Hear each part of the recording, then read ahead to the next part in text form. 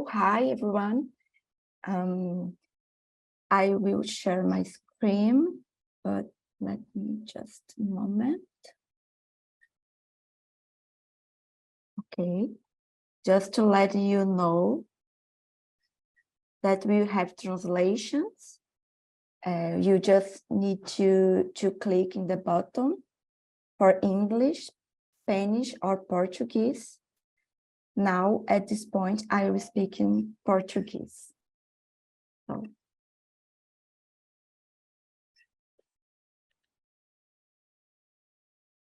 So, hello everyone. It's a great pleasure and joy to have one more webinar about the epidemic ethics. We have live translation available during the event. You can click on the global icon in the bottom part of your screen, and it will have the option of listening to it in English, Portuguese, or Spanish, selecting the correct channel. You will also be able to use the chat in Zoom to introduce yourselves if you want, but please, the questions directly to the panelists, they must be made in the function Q&A, questions and answers. The seminar is being recorded. It'll also be available on the website of the Epidemic Ethics at the end of the week. And it's also being transmitted live to Global Health Network and also on Facebook. My name is Luciana Brito. I am a psychologist. I'm a researcher and co-director of LINS, which is the Bioethics Institute in Brazil. I'm also a researcher related to Fiocruz Institute in Rio de Janeiro, Brazil. I have been working in actions of incidents to guarantee research and rights, and also things related to public health and bioethics from a perspective that is intersectional, feminist, and of human rights. And the title of our panel today is Emergency public emergencies from the perspective of LAC region, ethical reflections about the gender impacts. We know that the public health emergencies have a gender impact that are lasting, immediate, and not proportional at all. So we're going to focus on a discussion about the impacts in our region, where the panelists and I included, we'll talk about the region where we are, which is the LAC region, the Latin American Caribbean. We lived a few years ago the Zika epidemic, where women and children still face the consequences of the cognitive syndrome from Zika, congenital, I'm sorry, and also COVID-19 and its consequences. We know that girls and women in the most vulnerable contexts are part of the group of the most vulnerable and impacted by that. And that raises ethical questions that are urgent, that challenge us to reflect about how to prepare, research, and respond, not only to the current pandemics and epidemics, but also the ones that are about to come. We should also think about and systematize the lessons learned, especially about the impacts and the needs of women and girls in the public health emergencies. Only by doing so will create and include genders and intersectionalities in the designs of preparation and responses, not only currently, but also the future epidemic and pandemic. So this webinar has as its goal to provoke some reflections, ethical reflections about how we can better take care, in other words, how to include the needs of girls and women in the center of our responses to take care of these people. And for that discussion, we have the honor to receive three great guests. First of them is Dr. Suzanne. She is director of the center and chief of the Unity of Center, Latin American Center for Perinatology, and in the Women Unity and Reproductive Unit of PAHO. She's been doing that for more than 10 years. And before that, she was also director of the Science and Technology Division of the Ministry of Health in Brazil. And she's also been the associate professor of the University of the State of Pará. We'll also have Professor Gabriela Arguedas-Ramírez, who is a associate professor in philosophy and professor of the Center of Research and Studies for Women in the University of Costa Rica, where she teaches bioethics, medical ethics, and also feminist topics. She published an article about those, and also power, violence, ecofeminism, fundamental religious fundamentalism, sexual rights, and just part of the Alliance of the Center of Justice and International Law and Women's Law at the University of Costa Rica, and Professor Maria Elvira Julius Mendes. She's an associate professor of anthropology of the PPGA, the National Museum of UFRJ, University of Rio de Janeiro. She's an anthropologist. She's a doctor in social impact and also had a postdoctorate in the Center of Studies of Gender in the University of Campinas. She's got experience in anthropology in the urban style and also ethnical and racial and policies for identity, intersectionality, gender, and sexuality and pornography. And more recently, she's been dedicating time to study of inequalities, gender violence, sexuality, race, and social humiliation. Please be welcome, the three of you. So it's great to hear from you. First of all, Dr. Suzanne Serruya.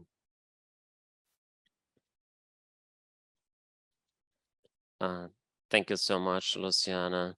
I will start by showing a little bit of the data and some reflections that I believe we must do.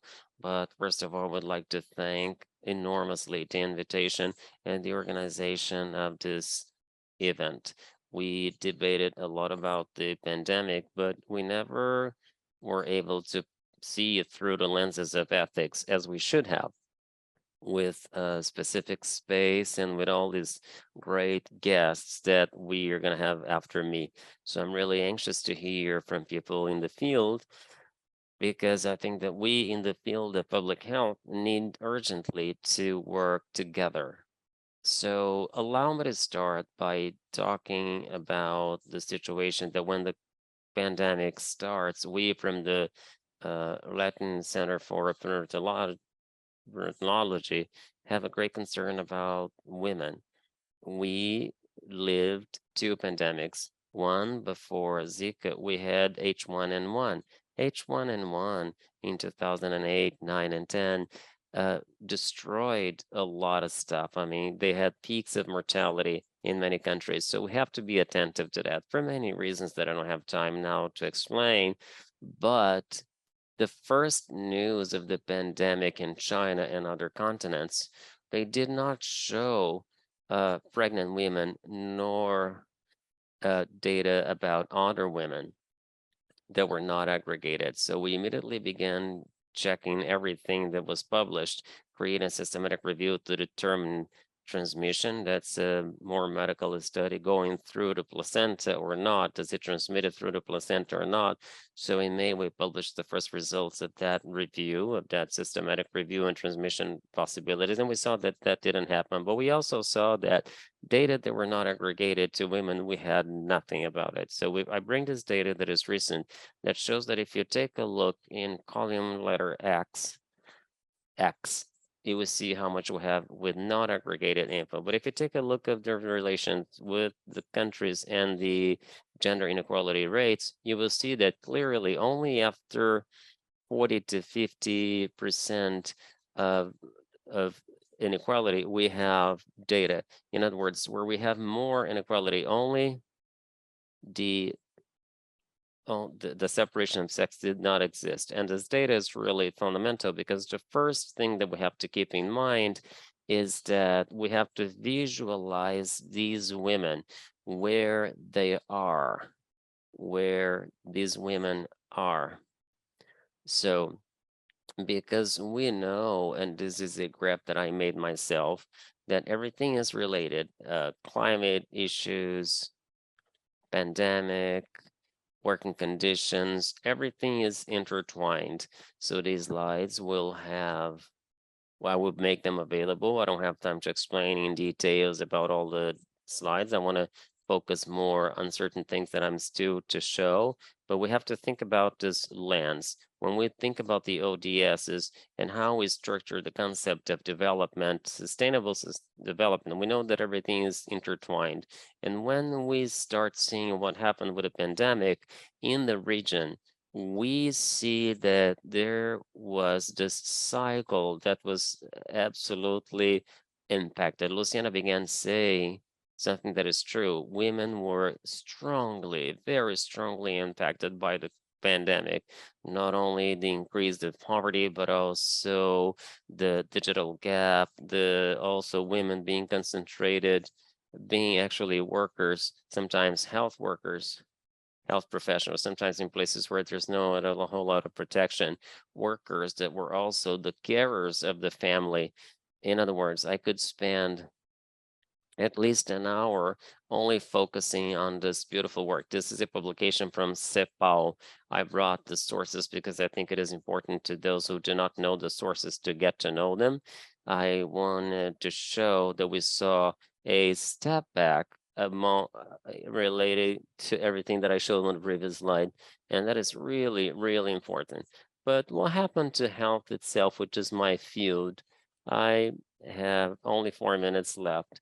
So we saw a mortality, moderate mortality a little less in the first year, because I think that women generally were able to be a little bit more protected, the pregnant women at least. And we saw it go triple fold on the second year. And these are the numbers that we know. Are these all the numbers? No, unfortunately not, because as you will see, when we study mortality and we did it through the network, together with some other entities, we see much fewer women, not only registered, but also where countries authorize the publication of such data. It is very important because this study showed the following, that 1/3 of these women merely had access to any kind of treatment. So, and I would like to finish by showing you that we not only had a deepening of the inequalities, gender inequalities in the region, we also had a presence, as we expected, of care in both public and private dimensions. And that has great consequences for us from the ethical point of view. We have this formal market for women,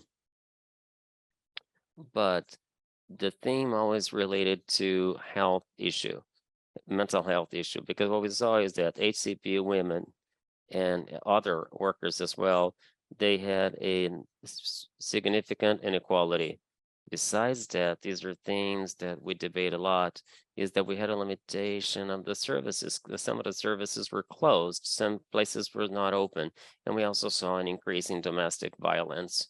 So this is my start, so to call. I have a lot to say, and I think that the two other questions that we received, how we see, for example, things through ethics, how can we go to the field to get prepared for the next pandemic. So maybe I'm going to leave these questions for my next intervention. Thank you so much, Luciana. I'm going to stop here. Thank you, Professor Suzanne. We are going to pass the floor to Professor Maria Elvira, I'm sorry.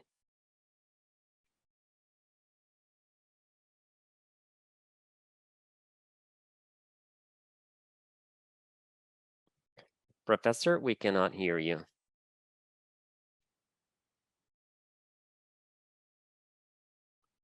We can't hear you. Can you hear me now? Yes, now we can. Okay, so I'm going to start again, and I apologize for the technical issue. So I was thanking for the invitation and saying that I am very honored by the possibility of participating here with my colleagues Suzanne and Gabriela in this important meeting with so many people from so many different countries. So thank you so much, Luciana, for the invitation. So let's go. I work with women that were infected by chemical agents in Bogota. It's something that I've been doing since 2008, and I recently began to follow it in Brazil. So I'm going to try to explain in 5 or 7 minutes what I do, okay? And try to answer the questions that you guys sent to me about what happened in the recent years with the pandemic. So for those who know, chemical agents is the most common way to define an aggression that a person receives towards their body, especially on the face, extremities, and head and face. with a substance that can attack the muscles, the tissues, causing severe damage. In 2019, the report of Cross International informed that each year they have about 1,500 victims of attacks with agents. In 2012, Colombia was the country with the higher prevalence of gender attacks of the planet, according to several new media outlets in our country. And impacted by this news, at the time, I was compelled to collect data on the situation of women and on the prevalence of these violence in England, Uganda, Dominican Republic, United States, Uganda, among other countries. And finally, I started a research work in 2018 directed at this topic. And the bias of this, the lens adopted is how to see the majority of victims are women and how partners and ex-partners are often the offenders. And their function would be, the purpose of the attacks would either be unrequited love or vengeance. And when the violence is perpetrated by someone unknown to the victim, it is often performed by someone hired by the ex-partner to perform the attack. And in any case, all the pieces of news, all the analysis conducted on gender violence and connected to labor laws, labor rights, and social protection are connected to gender violence. That is to say, women's attacked because of their condition of women, because of retaliation, anger, or frustration. And the issues of patriarchy and gender violence are always present in these narratives. And these ideas are recurrent in many academical works performed in different countries in the field, not only in Colombia. So international institutions as the International Convention for the End of Violence and Discrimination Against Women work on this field, among others. And trying to collect more information on the attacks, I can see that they are not exclusively targeted at women and not exclusively performed by men. So there is a risk of analyzing this topic in an automated fashion because men also suffer this sort of gender biased attack. But however, the narrative is consolidated as being always performed by men and also sometimes confused. Gender-based violence performed at men are often confused to crime and common delinquency. Sometimes they are also associated with xenophobia, such as the ones we see in Mexico, where we also see a correlation with drug trafficking crime. So based on this data collection, I started my work in Bogota, trying to encapsulate these attacks, to remove the encapsulation of these attacks from only targeted at women. The ethnographic profile and focus were concentrated on gender-based violence for two reasons. Firstly, because the typification of this act as a crime in Colombia was made possible by public policies aimed at defending the life and integrity of women by feminist groups. Actually, the crime rates in Colombia, such as in other places in England, Bangladesh, for instance, are often targeted at women. There's a minimal participation of men in recovery programs that are incentivized by the Colombian government, even though these programs are open to men as well. And then are a lack of established initiatives of prevention of violence against men. Secondly, the life preservation initiatives are often performed in and by women's network, performing several care tasks. Today in Colombia, we have the 639 legislation that establishes and strengthen protection measures for the victims of gender-based violence. And this is in addition to 509, Law 509 from year 2000.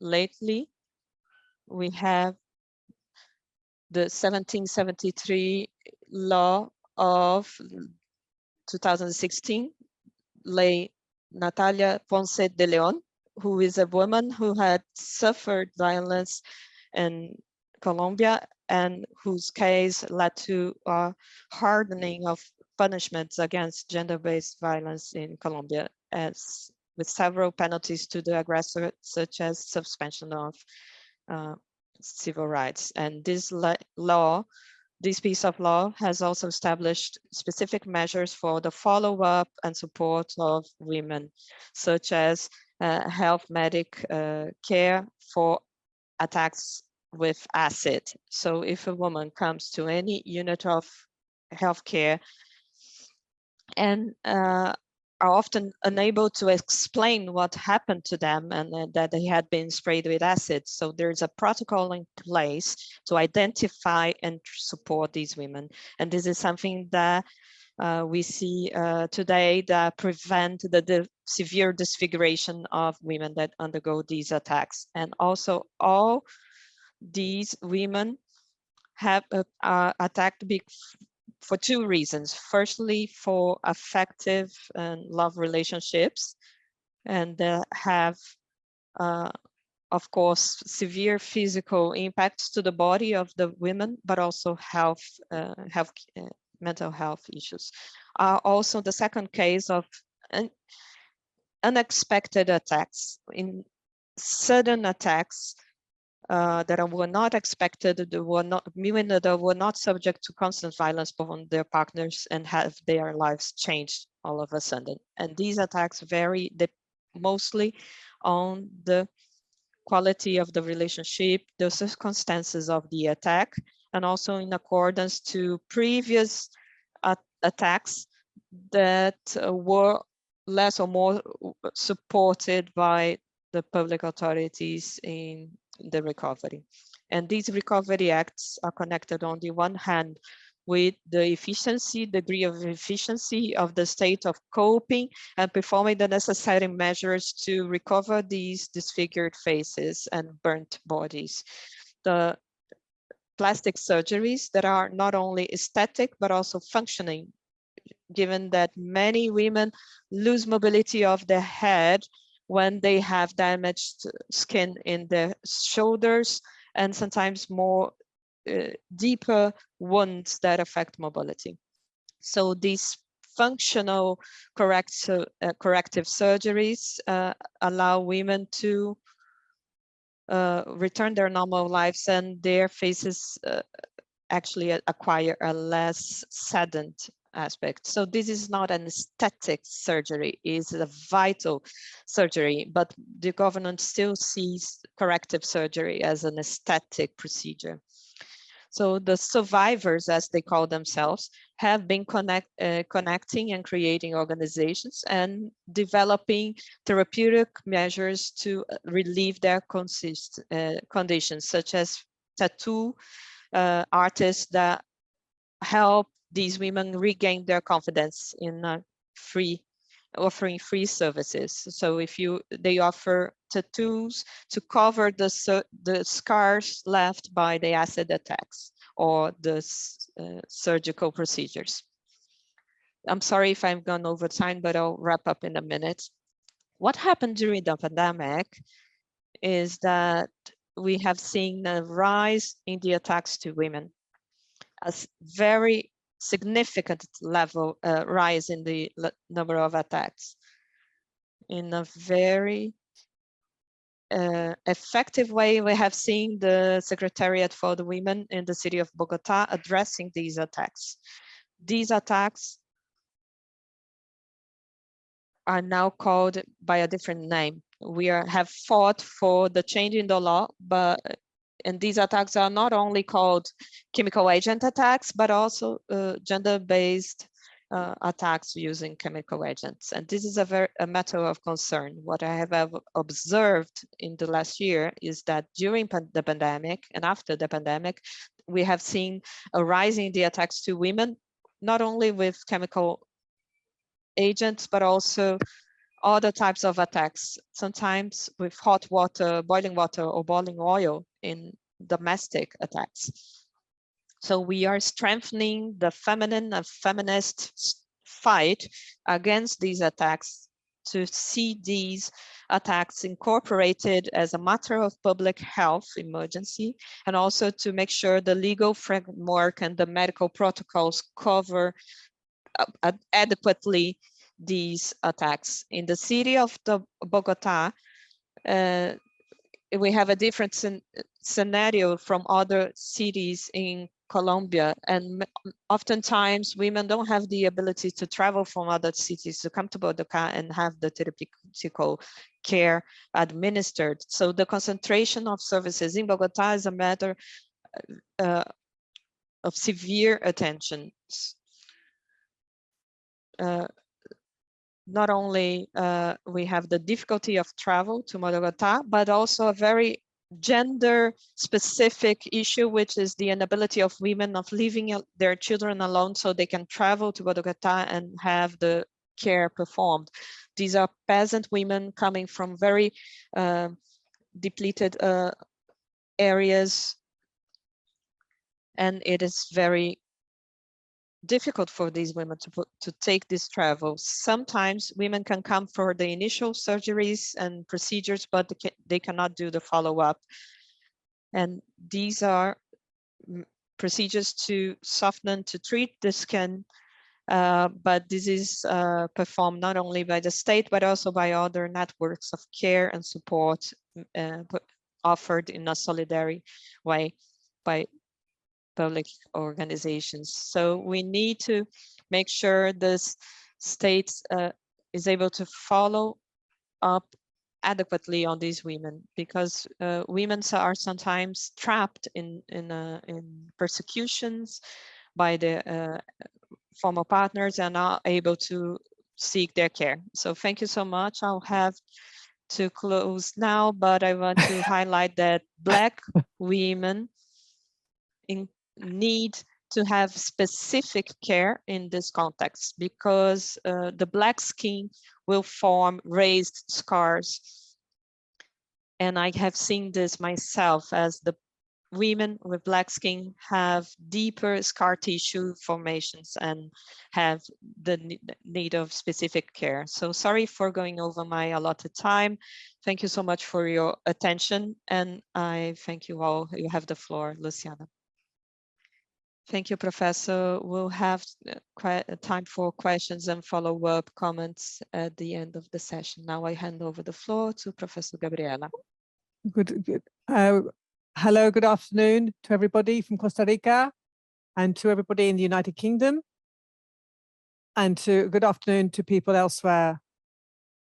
I am Gabriela Arguedas. I'm at the Associate Professor of Philosophy, and I also work with female students at the University of Costa Rica. I'm going to do a very brief presentation, which is called Ethics, Pandemics, and the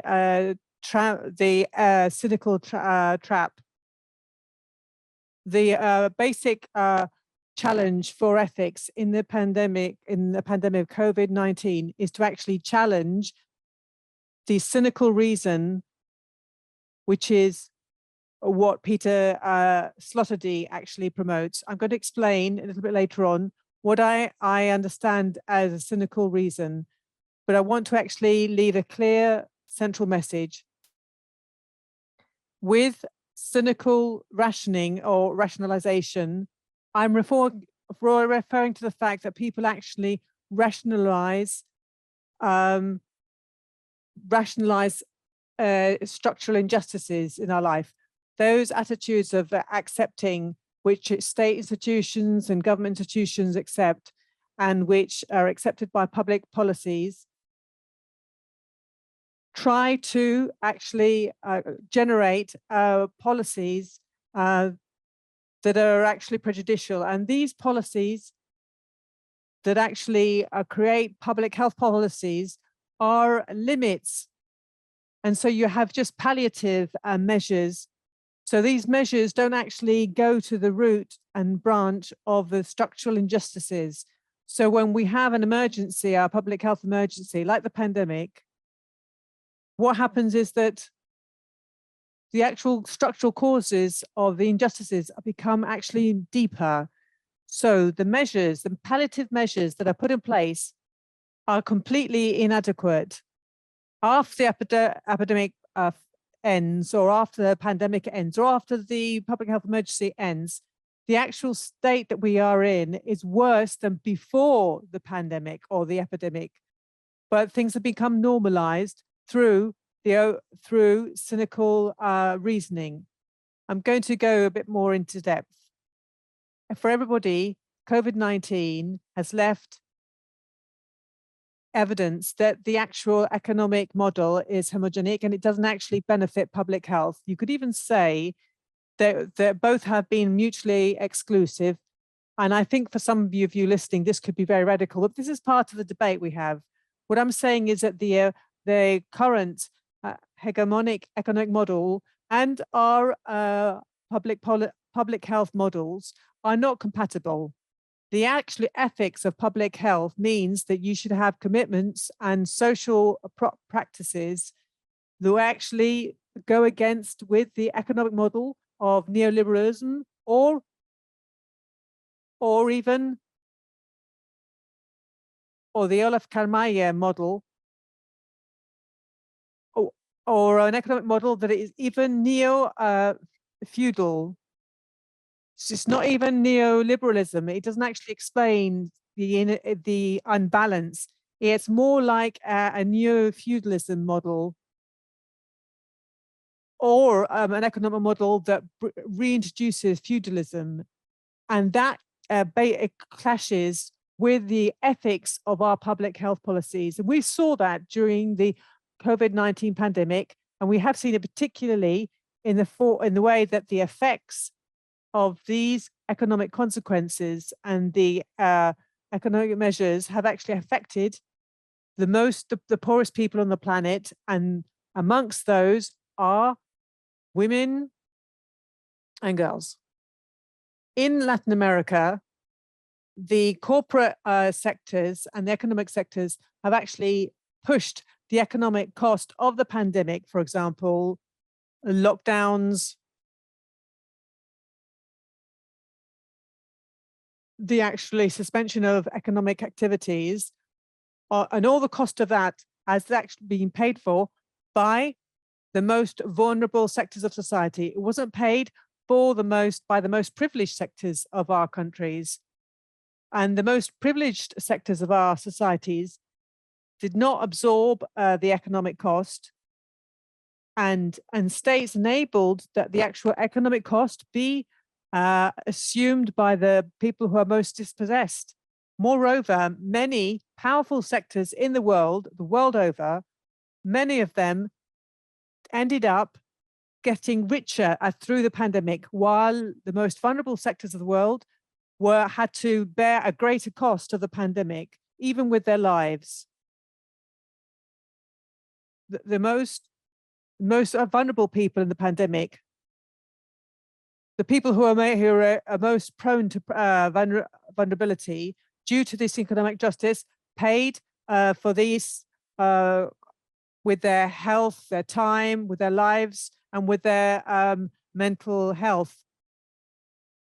And we remember the first case of in Brazil, we had a domestic worker who worked for a wealthy family, and she was excluded. With the groups are most likely to be vulnerable in terms of poverty and exclusion and violence. As I say, you have women and girls. So gender, race, disability, and age are very strong social determinants of health as exclusion. And vulnerability is actually characterized by these factors, unfortunately. So vulnerability shouldn't be viewed as something intrinsic, but vulnerability should be the product, a social product that favors the status quo, and it favors the hierarchy of the privileged, which is what we're going through right now. So those social processes, those social, economic and political processes, which are worked by the powers that be, continue with the status quo. If you look at what's happened to women during the pandemic, as Susan said, you can see that health decreased, unemployment increased, sexual division became normalized again. Women who had university degrees and found themselves had been emancipated and found themselves, as a result of the pandemic, having to take up some very traditional old-fashioned posts. And there were men who actually went back to doing other things because they had more free time. And there were men who actually wrote more papers than academic women. So this crisis, acted like a detonator in order to backtrack to patriarchal and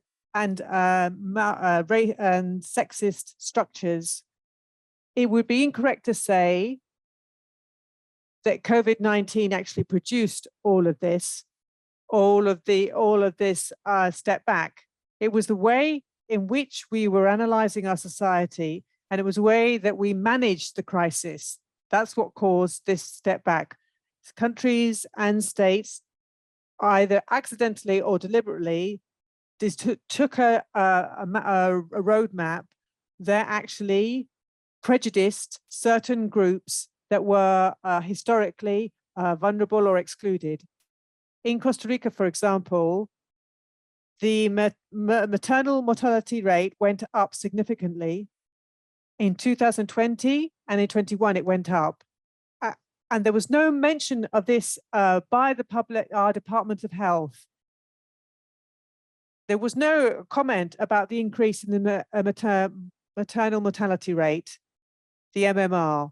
And there was no explanation of why. We do know that pregnant women in the hospitals worsened. The attention they received was worsened. And all the support networks disintegrated. And so pregnant women were left, well, not even left as a priority, and they were left at the back of the queue. In the labor market, things went back 20 years. Women were fired and sacked, and those posts went to men. And that happened in about 50% of the cases. And CEPAL reckons that step back of 20 years is going to be very difficult to recover in the years to come. And gaining ground for women is going to be hard. And what we've seen is an exploitation of women in the workplace, and also criminal exploitation of women as well. And I want to mention the immigration crisis as well. The migration crisis was already a bad problem before the pandemic, and it's just worsened. Why? Because the social costs of the pandemic were transferred to the poorest sections of society, and that resulted in populations leaving or fleeing. And we've seen that from Venezuela, that people have traveled north, or people from Central America have attempted to travel north to the US. In terms of the migratory populations, you see their situation worsen every year, and the exploitation of migrants favorizes certain companies and certain criminal activities. We're seeing how migrants, child migrants, are working in different types of economic activities of the United States. So cynical reasoning says that we normalize all of these activities that are basically exploitation that's going on in front of us. And it would appear that international organizations which should protect public health feel content with just making suggestions to states about palliative measures. I'll give you an example. We have migrant women who are migrating in very vulnerable conditions. They move from Central America to the US. A palliative measure is to offer contraceptives to these migrant women because it's accepted that these women are going to be raped on their journey to the US. And that's the attitude. That is a palliative measure. So international organizations just offering contraceptives. And that's just so that the women don't end up pregnant. But we can't simply just accept that women are going to be raped while they're attempting to travel. We can't have women be accepted that women are going to be raped in immigration centers or where they're traveling. We can't have them being subjected to their human rights being trodden on. What we're seeing now is our practices that are widespread, and this was typical of the kinds of slave trade era, and they become common again, and they're actually worsening public health crises. Because the thing is that a health crisis is not just that, it's always an economic and a cultural and a social crisis as well. So health crises exacerbate all the economic and social problems that we already have as human beings, especially the most vulnerable in society and the ones who are least valued by society. And cynical reasoning is making us normalize these practices, and they're even making them acceptable, which are completely unacceptable. Such example that, for example, the pandemic is there to make the rich richer. For example, when people have been talking about the price of vaccines, and when people have been talking about the intellectual property of vaccines and the technology transfer so that vaccines can be produced in other countries, when these three issues were being discussed by the WHO and at the beginning of the pandemic, we found that there was a lot of cynical reasoning that was making the production methods normal, because what we've seen is the pandemic served to produce an exorbitant amount of profits for the pharmaceutical industry. At the same time, during the first 2 years of the pandemic, we saw 50% of the population in the world without any access to vaccines, while there was a huge excess that accumulated in the north that was lost. But all that whole process just served to transfer public funds from the poorest countries to private companies in the richest countries of the world. That's another example of cynical reasoning. And another example is that countries in the north, like Canada, and the US, they have used their public health systems so that they've got professionals who are come from the global south, and they travel from the global south to the north, and the care of the elderly people, of sick people, is being done by health professionals who are from the global south. They are accepted in the north, in the global north, but in terms of the most vulnerable people in the global south, in terms of exploitation that's been normalized, those people and those migrants, for example, will just die. They are rejected, they're arrested, or or they're even taken for illicit trafficking. And Luciana, let me know if we've got time. I just want to summarize. I will need 30 seconds to summarize. What are the ethical challenges that we need to use the gender lens to understand that when we have public health emergencies, we cannot simply accept as a response palliative measures to manage a crisis that make us accept a major step back whenever we have a crisis, such as COVID-19. Thank you very much if I overstepped the mark. Thank you. Thank you, Professor Gabriela. I believe we could spend the whole morning, actually the whole day, discussing this topic. It's such a wealthy terrain for discussion, and unfortunately we have to follow with the questions and answers. Firstly, a question for Dr. Suzanne. So she brought some information on the collection of information and evidence, and how you can make evidence-based policies and procedures, and how you can generate debate based on evidence, and how public health policies are already fragile before the event of public health emergencies, and so how they impact the increase of vulnerability of people that are already historically marginalized.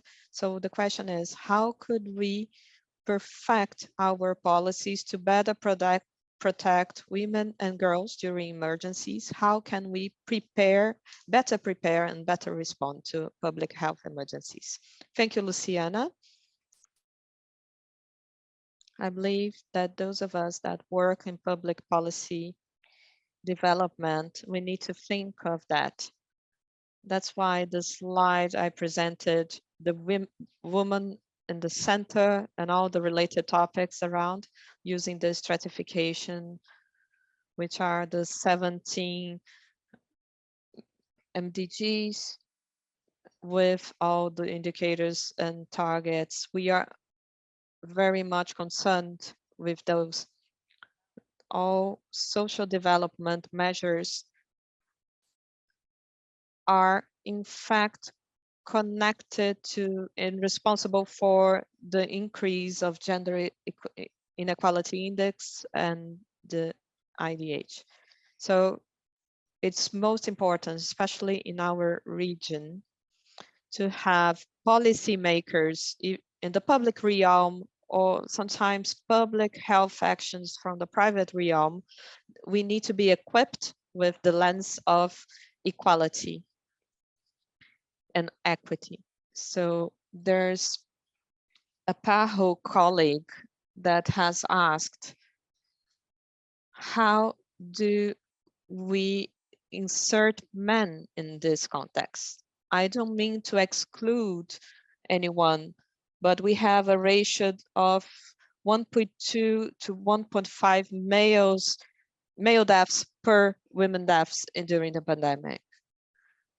When I received this invitation and had a look at the panelists of the invitation today, I thought of bringing this data on the cruel reality of maternal mortality, which has been happening in the countries of the region. But also, we need to think beyond this multidimensional approach. We need to truly incorporate dialogue. And this is something I have learned from my professor, Angela Diniz. The presence of professionals that are specialized in ethics are crucial for this process. We are naturally biased. We have a lens, we have a way of looking at things and analyzing things. So I had 5 minutes to speak, and I chose to present the maternal mortality in statistics because this is the things that hurt me the most, that touch me the most. We cannot have social equality without a positive maternal experience. And I think that if we have policymakers that are unable to incorporate all different dimensions of debate with society, it is very hard to establish conversation in the first place. And I think this may be the true measure for society. And this is again, another question from the WHO connected to this. I didn't have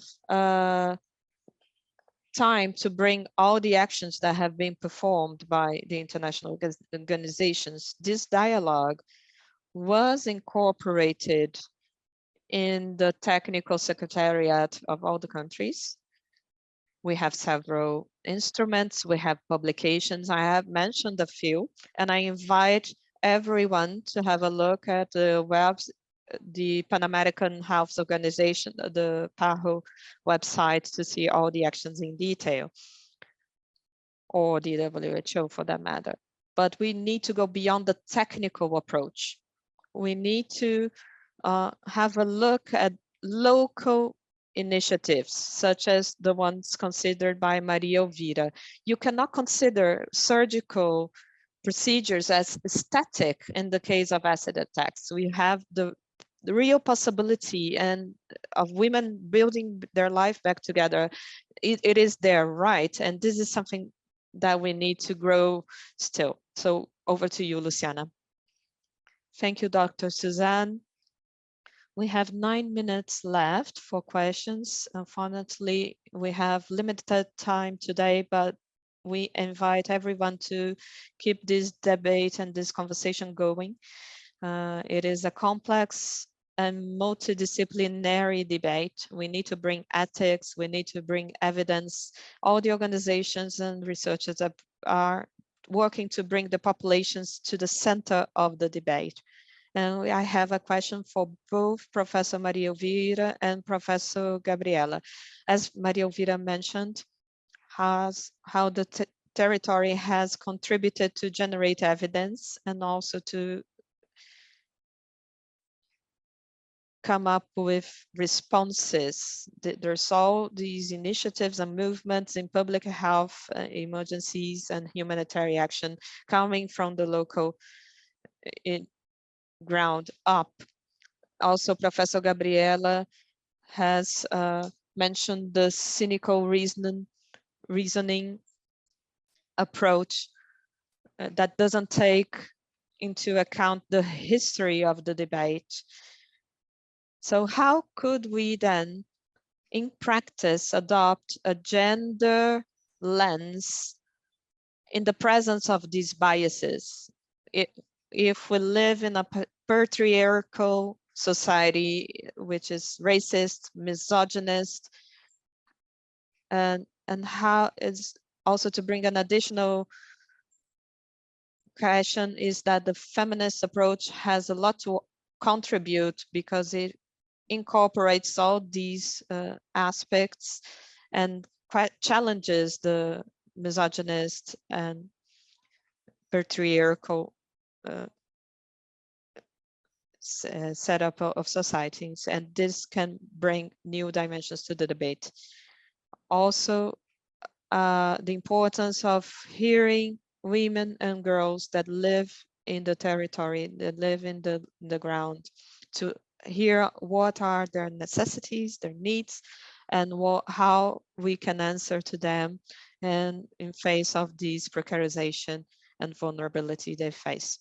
So I want to hear from you, if that resonates, if that makes sense, and how do you see this perspective? Professor Maria Elvira and then Professor Gabriela, please.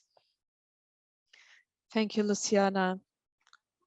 I believe that a feminist bioethics is crucial to build the basis of this reflection and to build effective policies in the health domain. Without the gender lens, all policies will be limited and won't be able to cover all the various situations that we face in the health sector and that impact, most importantly, women. There are specificities of certain women. If you speak intersectionality of the territory, of race, and social status. And in view also of the questions received on the chat, Felipe Medina asks if there are impacts perceived and analyzed for women that do not belong to the more impoverished tiers of society, and what are the impacts for these women that do not belong to the most underprivileged strata of society. So I would say that the most efficient peace law, Lei Natalia de Leon, Ponce de Leon, Law 519, that was created when Natalia Ponce de Leon was brutally attacked in the face with acid. She is a white female from the most privileged tiers of society in Colombia, and that was the most effective law. There was more resonance in the media outlets, and the pressure went all the way up to the cabinet of the president, which in turn offered financial compensation to victims and penalties to the aggressor. So we had to have a female white victim to make this impact in the Colombia, to overcome years of oppression to Colombian women. And for years, the movements, feminist movements in Colombia had fought for this and to make sure that less privileged women in the country had the same treatment. And so this is these women organizing movements, they call themselves survivors.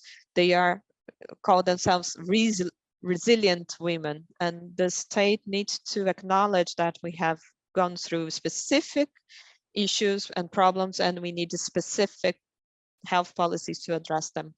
Without the ethics dimension, we will not be able to grow spiritually. You need to take into account all the different categories in the women movement to be addressed, and this needs to be addressed. Women from different backgrounds and settings, especially in the city of Bogota, are working, psychologists, lawyers, professors, they are all working to get nurses, let's say, tattoo artists, dancers, they all masseuses, physical therapists, they all work in networks of solidarity and advocating for women that are, and this all is done from the feminist lens. And so we need the feminists, especially the ones that work with the intersectionality. Yes, we are all Latin, aren't we? Professor Gabriela?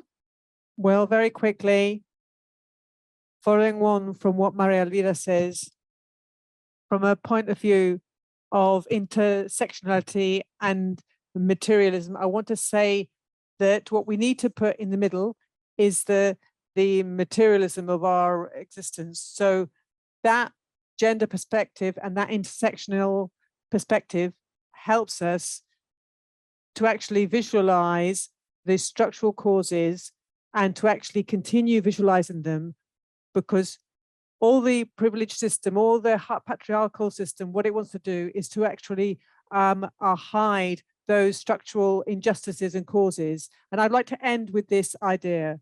One of the physiological vulnerable actors, characteristics is our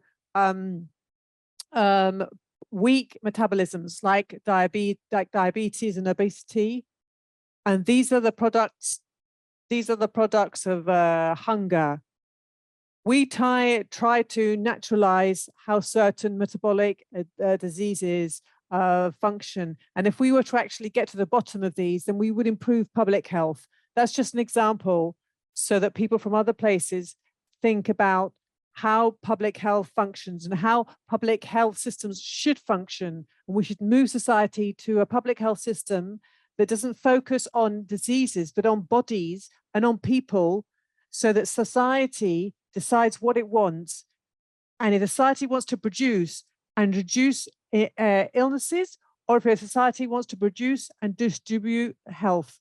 So those are the key questions that we need to ask. These are not the usual questions that the global north asks or that the privileged sectors ask. We need to ask this from the grassroots, from the communities, from the impoverished sectors and those that are not favored. Thank you very much. Thank you so much, Professor Gabriela, Professor Suzanne, Professor Maria Elvira. I think this is the moment to invite everyone to continue this debate, to think about gender, to think about women, different kinds of women in their intersectionalities. So we need to embody that, to put women and girls in the center of the debate. Thank you so much to all of you, and we're gonna end now. Thank you so much. Thank you.